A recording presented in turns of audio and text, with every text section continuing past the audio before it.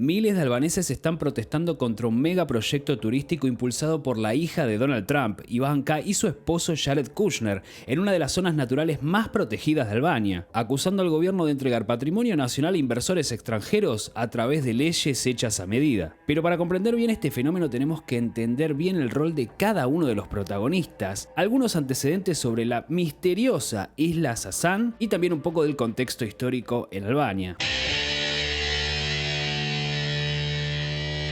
Lo que comenzó como el descubrimiento casual de una isla casi virgen en la costa de Albania por parte de la hija del mandatario estadounidense, Ivanka Trump, y su esposo, Jared Kushner, se ha convertido en uno de los proyectos inmobiliarios más controvertidos de Europa. Mientras el gobierno defiende una multimillonaria inversión turística como motor de desarrollo económico, ambientalistas y residentes denuncian que amenaza ecosistemas protegidos, alimenta disputas sobre la propiedad de la tierra y pone en riesgo uno de los últimos paraísos naturales del Mediterráneo. Durante décadas, la isla de Sasan fue uno de los lugares más inaccesibles y preservados de Albania, situada entre los mares Adriático y Jónico, frente a la costa sur del país. Este territorio de unas 1.400 hectáreas permaneció prácticamente deshabitado tras el fin del régimen comunista, que la utilizó como base militar estratégica. Rodeada de aguas cristalinas, vegetación mediterránea y paisajes rocosos, Sasan forma parte de uno de los entornos naturales más valiosos del país. Su ubicación además la sitúa cerca de la laguna de Narta y del área protegida de esa zona, un ecosistema clave para aves migratorias, tortugas marinas y otras especies protegidas. Ese carácter virgen y aislado fue precisamente lo que cautivó a Ivanka Trump y a su esposo, Jared Kushner. On a vacation after we left government in the summer of 2021, we were on our friend Nat Rothschild's boat. We got picked up in Montenegro, and then we started sailing over to Corfu, and we spent a couple days in Albania. You know what? Let's go down to Albania. I had such a good experience there. Go check it out, see if there's something there.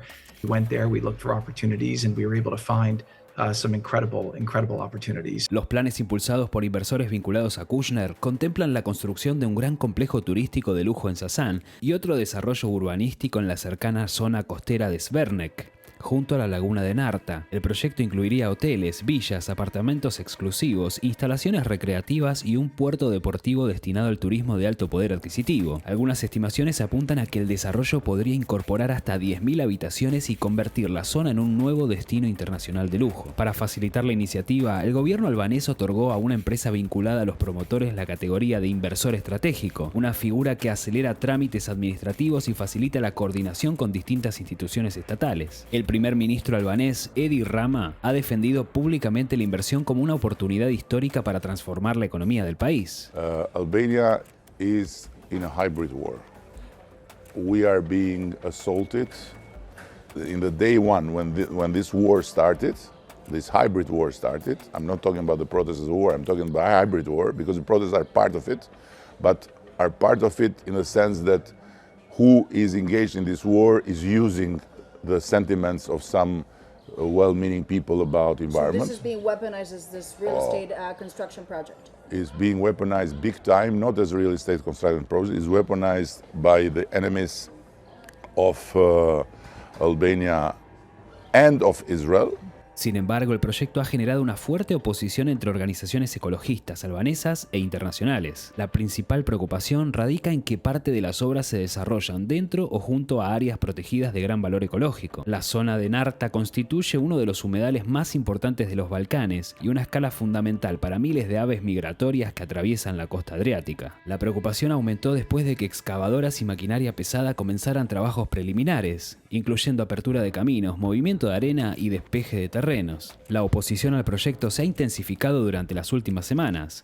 Miles de personas han participado en manifestaciones en Tirana y otras localidades para exigir la paralización de las obras. Los manifestantes sostienen que una parte importante del patrimonio natural del país está siendo sacrificada en favor de intereses inmobiliarios privados. Las protestas se agravaron tras la instalación de alambradas y vallas que restringían el acceso a determinadas zonas costeras. Videos difundidos en redes sociales mostraron enfrentamientos entre activistas y personal de seguridad privada, así como como escenas de manifestantes siendo retirados por la fuerza. Posteriormente, las movilizaciones llegaron a la capital albanesa, donde los participantes exhibieron pancartas con mensajes como "La nación no está en venta" y "No quiero que Albania se convierta en Dubái". Los enfrentamientos han derivado en detenciones, heridos y episodios de violencia que reflejan el creciente nivel de polarización que rodea el proyecto. Más allá de las preocupaciones ambientales, la iniciativa también ha despertado interrogantes sobre la legalidad y transparencia de algunos procedimientos. Varias familias y grupos locales sostienen que parte de los terrenos involucrados están sujetos a disputas de propiedad que se remontan a la caída del régimen comunista en la década de 1990. Como ocurre en numerosas zonas de Albania, aún existen reclamaciones pendientes relacionadas con bienes expropiados durante aquella etapa. Además, organizaciones civiles han cuestionado la falta de información pública sobre la estructura financiera del proyecto y la identidad exacta de algunos de los inversores implicados. Estas dudas han contribuido a alimentar las críticas y ampliar el rechazo más allá de los colectivos ecologistas. La Fiscalía Especial Anticorrupción de Albania confirmó la apertura de una investigación relacionada con el proyecto. Aunque no ha revelado detalles concretos, medios locales señalan que las pesquisas examinan posibles irregularidades en los cambios realizados al régimen de protección ambiental de la zona, así como los procedimientos utilizados para la adjudicación de terrenos y el origen de algunos fondos empleados en las operaciones. Si bien por el momento no se han formulado acusaciones, la existencia de una investigación oficial añade una nueva dimensión a un proyecto que ya se ha convertido en uno de los asuntos políticos y ambientales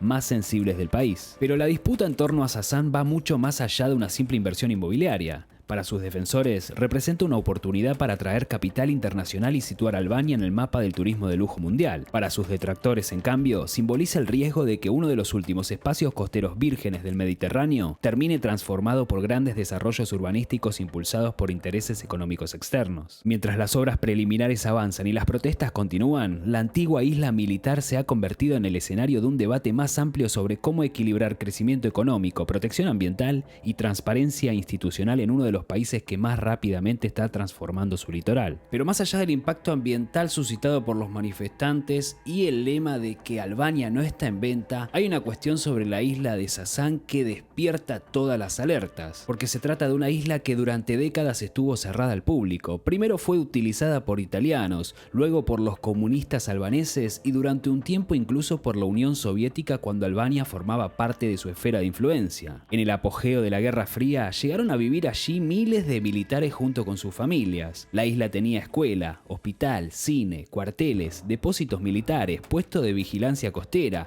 Era prácticamente una pequeña ciudad militar aislada del resto del país. Y acá es donde aparece uno de los aspectos más intrigantes de la isla, porque durante la dictadura de Enver Hoxha, Albania desarrolló una obsesión defensiva que llevó a construir cientos de miles de búnkeres en todo el país, y la isla de Sasan fue uno de los lugares más fortificados. Algunas estimaciones hablan de miles de búnkeres distribuidos por toda la isla, muchos siguen allí, cubiertos por vegetación o asomando sobre los acantilados. Visualmente parece un escenario de película post-apocalíptica. Además de los búnkeres, bajo la isla existe una extensa red de túneles militares excavados en la roca. Varias fuentes coinciden en que gran parte del interior está atravesado por corredores subterráneos construidos durante la Guerra Fría, corredores que se utilizaban para mover tropas protegidas de bombardeos, almacenar municiones, ocultar equipamiento militar, conectar posiciones defensivas y mantener operativa la base en caso de guerra. Algunas zonas siguen cerradas al público, y eso alimenta toda clase de rumores sobre instalaciones que nunca fueron completamente documentadas. Además, durante el periodo de cooperación entre Albania y la Unión Soviética,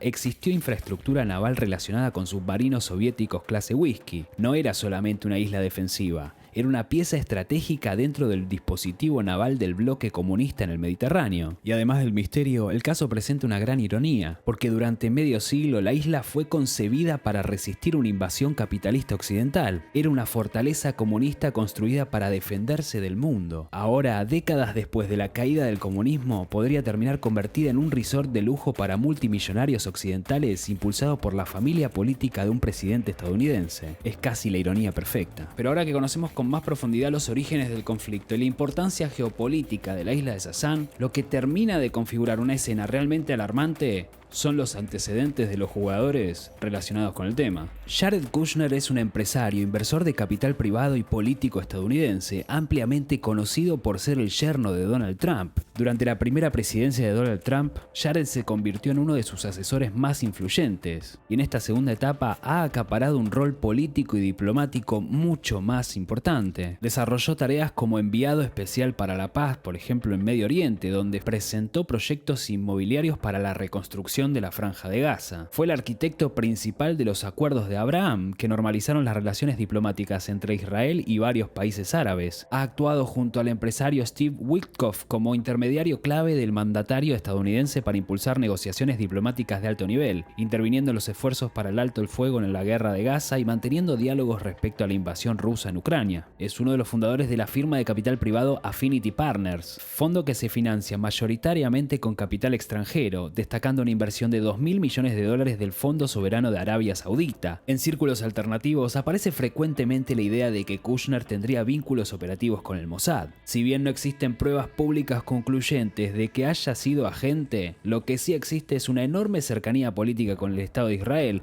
relaciones personales con altos funcionarios israelíes y una red financiera y diplomática muy conectada con intereses israelíes y del Golfo. Lo que genera una pregunta clave: ¿cómo pasó Kushner de negociar la política de Medio Oriente desde la Casa Blanca a administrar los fondos multimillonarios provenientes precisamente de esa misma región? Esa cuestión ya había generado polémicas mucho antes del caso Albania. Lo cierto es que Kushner representa un nuevo individuo en el tablero mundial, uno que puede representar en una misma persona aristas tanto políticas, empresariales, como militares. Y lo cierto es que estas regulaciones hechas a medida de los proyectos inmobiliarios, empresariales, de explotación de recursos naturales que se da como un fenómeno global, no parece alejarse mucho del caso argentino, donde el RIGI, por ejemplo, o ahora el Super RIGI, modifica y flexibiliza cuestiones legislativas para beneficiar esta entrada de capitales extranjeros que supuestamente generarán miles de puestos de trabajo y grandes dividendos para el país receptor. Así como en Albania, el gobierno de Edi Rama otorgó al proyecto de Kushner e Ivanka un tratamiento especial como inversión estratégica, acelerando permisos y reduciendo obstáculos administrativos para facilitar el desembarco del capital extranjero. En Argentina, el RIGI fue diseñado precisamente para crear un marco de excepción para grandes inversores, ofreciendo estabilidad jurídica, beneficios fiscales, ventajas aduaneras y mecanismos especiales de protección para los inversores. En los dos casos aparece la idea de que ciertos